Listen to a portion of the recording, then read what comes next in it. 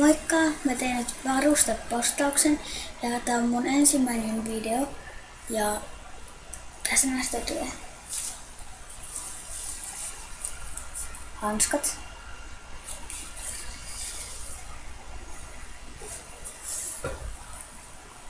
Sitten on tämmöset säädösnet.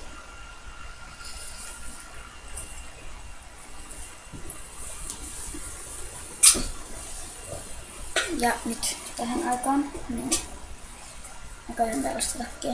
Tää on tosi lämmin. Ja täällä hihassa ei niinkään tämmöset karvat. Klap.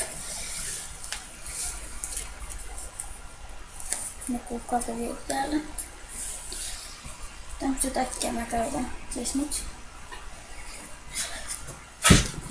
Ja siihen päälle tähän aikaan niin täältä tämmöset 5 Seasons shit.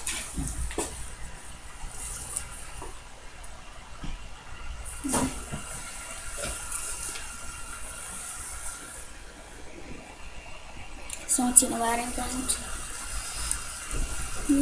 Hei. Täällä on takki. Ja näitä just. Koko paikkaset Hortsen ratsastushousut. Tässä on, täällä roikkuu tällainen Hortsen-merkki. Koko paikkaset. Näitä on käytetty vaan pari kertaa, koska mun vanhat meni pieneksi ja vanhaksi. Niin mulle ostettiin siis uudet. Ja ne tuli postissa. Mutta tästä video tällä kertaa. Heippa!